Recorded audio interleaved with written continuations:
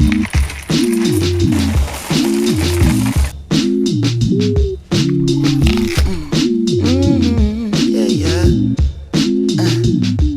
said it's worth more mentally when you can touch but keep the peace. It's simple but deceptively. Hey everyone, we are back in my 13-year-old sister's bedroom again because my bedroom is sad and hers is pretty cute and it's got good lighting. So today's video is about snacking when you're bored. I get a lot of questions about this, people asking me, is it bad that I snack when I'm bored? How do I stop snacking when I'm bored?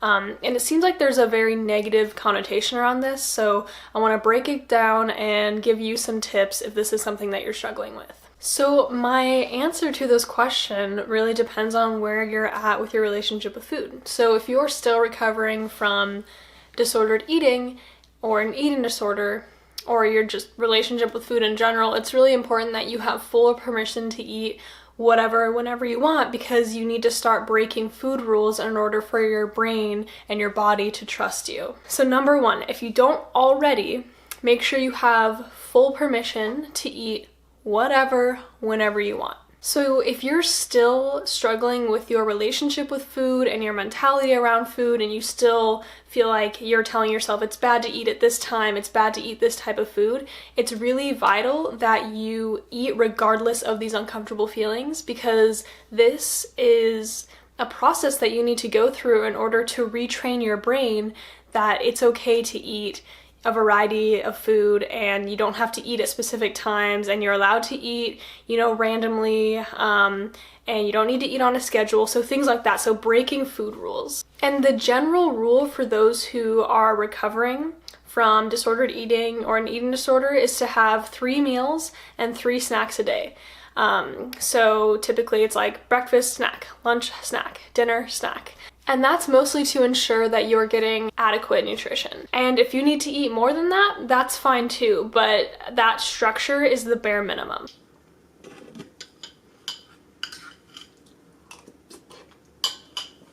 Okay, so maybe you're not quite sure about how your relationship with food is. Like, you're not sure, do I have an unhealthy relationship? Do I have a healthy relationship? An easy way to find out is to see if you're in the diet mentality, and you can do that by looking at the 4 different types of restriction. The first type of restriction is reduction, and essentially this is reducing the amount of calories you eat, reducing food groups. So for example, I don't eat carbs, or I don't eat protein, or I don't eat processed food, whatever. So you're cutting out completely a group of food, you're reducing the time windows in which you eat, etc. The second type of restriction is future deprivation. So this looks like, I'm gonna start my diet tomorrow, or I'm gonna exercise to burn these calories off tomorrow or tonight I'm not gonna eat a certain type of food. So you're basically planning ahead for your restriction. The third type of restriction is vitamin P, and this is pleasure. So restricting your vitamin P looks like when you're eating food, your mind is somewhere else, or you're feeling guilt and shame while you're eating, and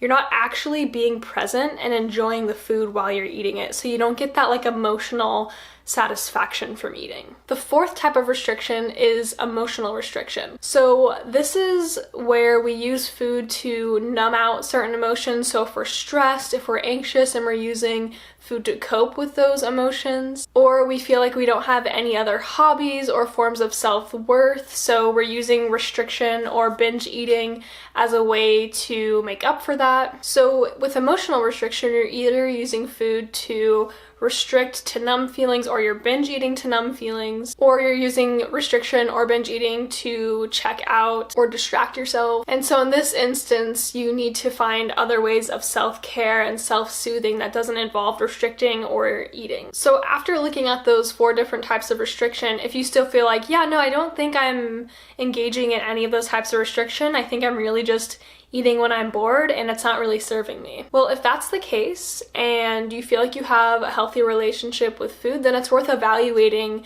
why you're eating when you're bored. So the first question I want to ask you, if this is you, is, are you comfortable with being bored? And I want you to just sit with that question and really ask yourself if that's something maybe that you're avoiding. And if that's the case, why are you uncomfortable feeling bored? Do you have certain thoughts that make you uncomfortable when you're bored? Do you feel unworthy when you have nothing to do? Do you feel like you need to be distracting yourself from something potentially?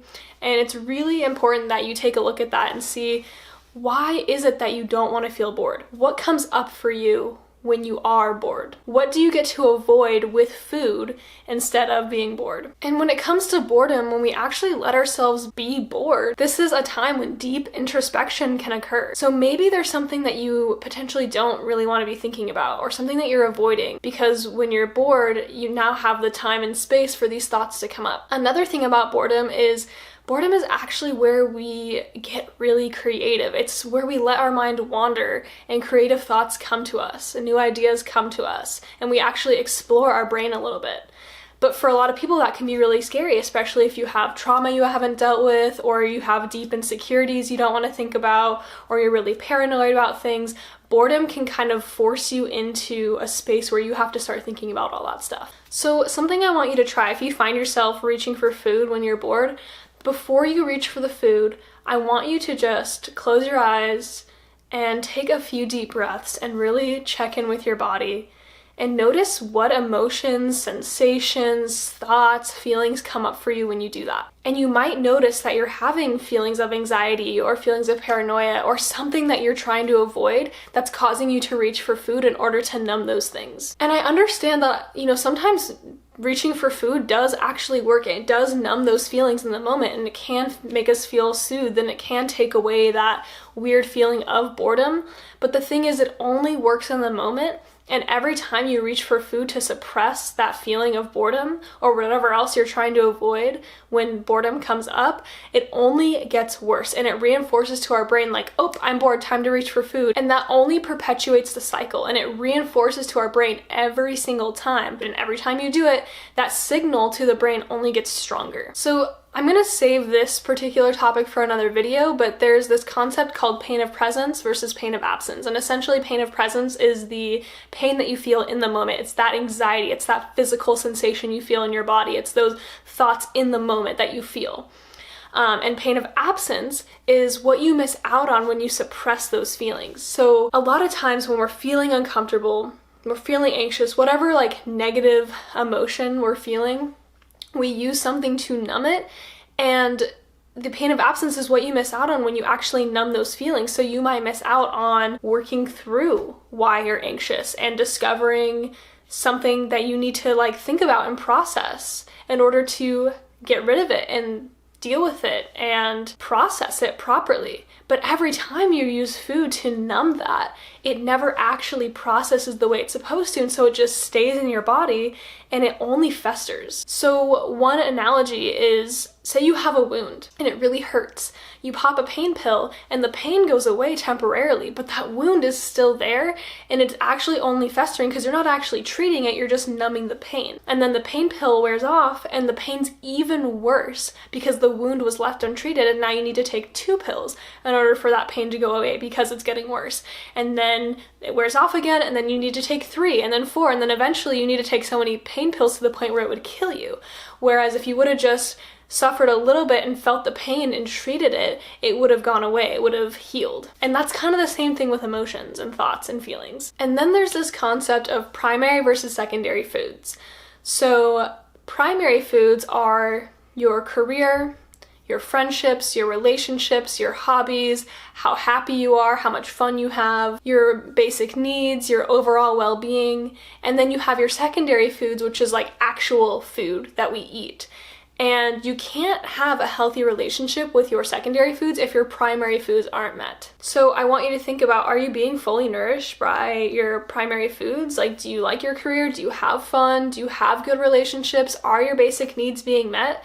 And if not, then you need to evaluate those before you can have a healthy relationship with food. And maybe if your primary foods aren't being met, you might reach for food when you're bored because you might feel inadequate. You might have these uncomfortable thoughts and sensations come up when you're bored, so that's when you reach for food. So again, I want to ask you, are you at a loss for hobbies? Are you feeling like you have nothing else to do? Do you feel like nothing actually excites you, and so you're reaching for food to fulfill that need for excitement and pleasure? So if you really feel like you're missing out on things to be excited about, like things to look forward to, I want you to start to think about how you see your future self. I want you to visualize your highest self. So picture yourself in 6 months from now, a year from now, 5 years from now, whatever seems reasonable to you, and write down who you want to be, where you want to be at, and how you want to be. And then start making goals that will take you to that level. Start small. So have 5 overarching goals, where it's like, okay, if I want to eventually have my own piece of land and grow my own food and have a good relationship with my body and have, healthy relationships and deep connections with other people, then I can start looking at, okay, what goals do I need to reach now in order to get to that place? So for me, it'd be like, learning how to grow food. And it's like, okay, well, every day I can watch 30 minutes of YouTube videos on how to grow food at home, and really start to look at, like, what can you do? What can you learn? What hobbies can you adopt in order to reach these goals? Maybe you want to learn how to play guitar, make a goal to just watch guitar lessons on YouTube for 15 minutes. I clearly love YouTube. You can learn anything on YouTube, but really take a look at the things you want to accomplish and get really clear on your vision so that you can start taking action. And then maybe you'll feel less bored, because maybe that boredom is coming from a place of, like, you don't know what to do with your time. You don't know what next steps to make in order to progress in your life. So now when you're bored, you can turn to these lists of goals that you have and start taking action. And I guarantee you, if you're excited about something, if your mind is occupied with a goal that you want to reach, you're less likely to reach for food in place of that. And the last thing I want to say is, it is okay to snack out of boredom sometimes. Sometimes we eat when we're not necessarily hungry. Sometimes I just want a snack. Sometimes I see Oreos in the cupboard and I'm like, ooh, you look kind of good. And then part of me will be like, girl, you're not even hungry. And I'm like, it's all good though, because I just want an Oreo, and that's fine, and I'm human, and it brings me pleasure, and pleasure is such an important part of life. And then the other side of me will be like, damn, you're right. So to recap, really take a look at where you're at with your relationship with food. If you're still recovering from disordered eating or an eating disorder, follow the 3 snacks and 3 meals a day meal plan in order to ensure that you're getting enough nutrients. And if you're not sure if you're at a healthy place with food, revisit the 4 different types of restriction and really ask yourself if you're engaging in any of those. And then if you're in a perfectly healthy relationship with food and you're sure about it and you're just like, I'm snacking out of boredom and I don't know why, I want you to evaluate your relationship with boredom, why you're unwilling to feel it, and looking at your primary foods and seeing if there's anything missing for you. So I hope that was helpful. I know it's not a very simple answer, but it's not a very simple problem. There's so many reasons why you might be snacking out of boredom. The human psychology is so complex, and it's really important that you check in with yourself and use this as an opportunity to see if there's anything missing from your life that you can potentially fill and look at and examine and create something new out of it. Thank you all for watching. If you have any video ideas or topics that you want me to discuss, put it in the comments below. Please subscribe to my channel. I put out videos weekly. I've been really enjoying doing these YouTube videos, and I'm becoming more comfortable with it, so it's been really fun. Feel free to follow me on Instagram at ThinkOutsideTheBod, and then I'll link my coaching website below, and if you are interested in one-on-one coaching, you want more help with this sort of thing, you can apply for a free discovery call where we'll just get to know each other, chat about coaching, and see if we're a good fit for each other. So anyways, I will see you guys next week, and thank you again for watching.